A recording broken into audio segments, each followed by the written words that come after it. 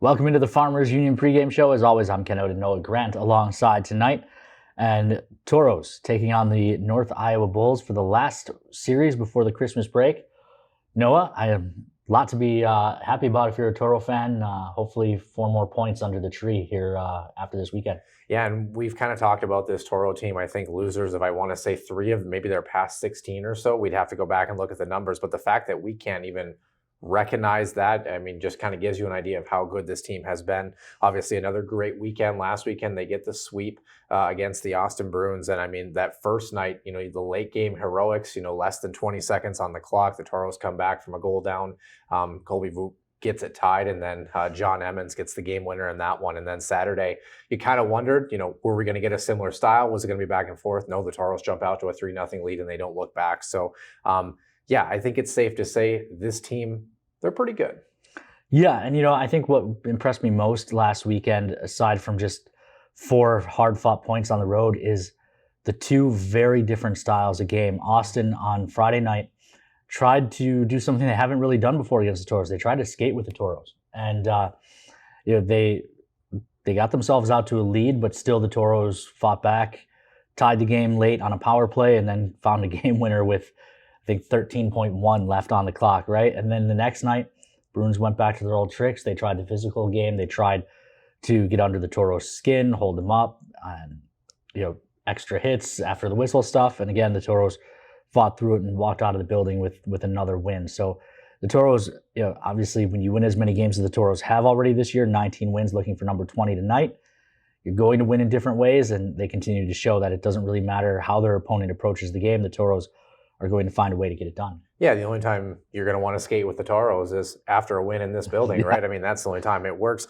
7 Toros with multi-point weekends last weekend. 3 of them had 3 points. So, I mean, you look at the success that they had last weekend, and, you mentioned it. This Toro team, their ability to win in different ways, different fashions. It hasn't been these games that have been 6-0, 5-0 blowouts. We talked about that this week on Toros Tribune Live, is that it's been wins where they've been in hockey games, and it's been kind of a controlled pace. It's whatever happens in the game, it doesn't seem to phase this group. It's, they're destined to probably get 3, 4, maybe even 5 goals. The question is, in what style? Are they going to come out of the gate a little bit hot like they did on Saturday? Are they going to kind of have a slow burn and then a good finish at the end like they did on Friday? So a lot of really great things to look forward to, and a very good potential this weekend against an opponent who hasn't been that great statistically for the Toros to maybe get some points. You talked about statistics. Let's take a look at the Noodles numbers.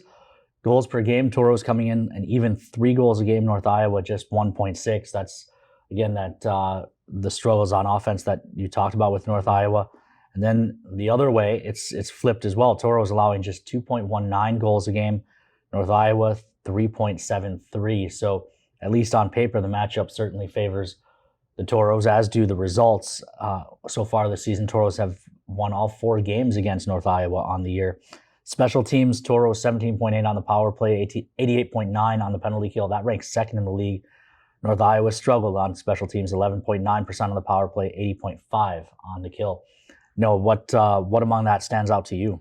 Well, I think just the disparity, right? I mean, there's a reason that North Iowa is where they are. And the thing that's actually more intriguing, we'll get to this in just a moment, but the fact that North Iowa coming into tonight, only 6 wins to their credit, the fact that they have 6 wins scoring less than 2 goals per game is a little bit even surprising, I would say, when you run that stat line. I believe you told me beforehand 3 of those, I believe, coming in the shootout. So, yeah. I mean, it just has not been a good year if you're a Bulls fan, unfortunately. If you're a Toro fan, maybe overachieving in terms of expectations right now for this group, but clearly the discrepancy is this is probably going to be one of the biggest statistical variances that we're going to see in this particular Noodles numbers. Let's take a look now at the Toros Tribune Central Division standings. Of course, you can read the Toros Trib on gotoros.com or in the Tauros Hockey mobile app. Toros, as we've talked about pretty much all year long, sitting right atop the pile, 19-6 and 139 points. No matter what happens this weekend, Bismarck with 34 points is 5 points back. No one in the division can catch the Toros. So the Toros will spend Christmas in first place, and North Iowa sitting down in 6th, 14 points. You have to get more than double what they've already got just to catch fourth and final playoff spot. Well, actually, the other piece, talking about the Toros' next opponent just a little bit early, the Bismarck Bobcats have won 5 in a row. They've suddenly kind of surged as of late. When's the last time we've seen the Austin Bruins in 4th place in the Central Division? That seems like it's been a hot minute. But yeah, you look at the discrepancies. Both teams, Minot and North Iowa, they both played 26 games this season. Toros 7-3 in their last 10, and North Iowa only 1 win, 7 losses, and 2 OT finishes as well for them. So again, the Toros have a very good opportunity to maybe climb that rung a little bit more in the standings. Bismarck and St. Cloud in 2 and 3 respectively. They've got each other this weekend, so anybody's guess as to how it might shake out. But if you're the Toros, you have a chance to take care of business here on home ice. That'll bring us to the Tauros Tribune Live players to watch. Tauros Tribune Live airs just about every other week on Facebook and YouTube.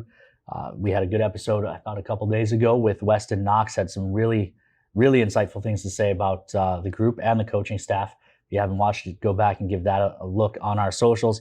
My player to watch tonight is Chad Muller. He committed to LIU this week, 13 points on the year, but he's looking for his first point in a couple of weekends. Hopefully getting that commitment takes some of the pressure off and allows him to play loose. Yeah, great power play shooter too. We saw a couple of weekends ago in this building, he had maybe 5 shots in the same power play from the same spot. There's clearly an opportunity for him to bring that production up, especially on the special team side of things. For me, it's Caden Casey, who's been kind of red hot as of late in the assist column. Multi-assist weekend with 3 in Austin, brings him to 10 total assists on the year. He's got 12 points right behind the aforementioned Chad Muller. He's got points in 5 of his last 6 of his last 9. So, I mean, you look at the success that he's had. He's been on that top line, was a little bit quiet to start the season, heating up maybe at the right time. Certainly the St. Lawrence commit maybe flies under the radar a little bit like his line mate John Emmons did last year, right? Centering Hunter Longy and Chase LaPinta. This year, Casey now with Emmons and Trevor Stahowiak, a couple of guys who draw a lot of attention. Chance to fly under the radar for him, but as you mentioned, started to produce. Well, and also the fact that Trevor Stahowiak had 3 points last weekend, John Emmons had 2. I mean, you look at the production, I mean, you have 8 total points between the 3 of them over 2 games. And I mean, you'll take that from your top line, quote unquote, any day of the week. For sure. That brings us to our home key group. Keys to the game. Mine, wait for break. And by that, I mean, it's easy with sitting in first place, knowing no one can catch you this weekend. Christmas break looming after Saturday night's game. You've got a team that's struggled in the standings, and it'd be easy for the Toros to maybe overlook these guys and head into Christmas break mentally. So really, the key to me is to stay focused. Focus on tonight. Focus on tomorrow on the Teddy Bear Toss. Get the 4 points, and then go into the Christmas break. Yeah, and part of that on my side, don't be a teddy bear. Obviously, Teddy Bear Toss tomorrow night, but be hard to play against. Don't give any respect to this North Iowa team just because the last couple times you played them, you've kind of had your way a little bit in terms of the offensive production. You don't want to be easy to play against. You don't want to give any opening because when North Iowa has had success, it's been low-scoring games. They're opportunistic. They get good goaltending, and if you start getting in a chess match with them and letting them push back a little bit, that sometimes can be the difference maker for a team that is playing largely defense. And that brings us to our third home key group key to the game, and that's to strike first and strike often. You've got a team that's down. I'm sure they've got to be mentally. It's got to be a battle for them all year the way it's been going. If you can strike first and then keep scoring, hopefully you can get them to maybe get down on themselves and feel, all right, here we go again, and then maybe the game gets a little bit easier. Yeah, would absolutely agree. And good things happen when you score the first goal of the game. Statistically, doesn't matter what league you're playing, and you just put yourself in a much better spot. Brings us to our Four Bears Casino and Lodge over and unders. We'll go through these quick. Noah, I'll let you make your guesses. First period goals, I got it at 0.5 for the Toros. Over. Toros shot differential, a new one, plus 5.5. Will the Toros have more than 5.5 shots more than the North Iowa Bulls tonight? Geez, you probably could have put a 1 in front of that one. I would have said 5.5. I'm going to go easily the over. And then total Toro goals, 3.5. Oh, that one's kind of a tough one. It kind of depends. We saw a defensive juggernaut the first night that the North Iowa Bulls were here a couple weekends ago. I'm still going to go with the over, though. It's going to be offensive festivities here this weekend. And then the last segment before we send it over to introductions, the McDonald's Toros Trivia. Who scored the quickest teddy bear goal in Toro history just 15 seconds into the game?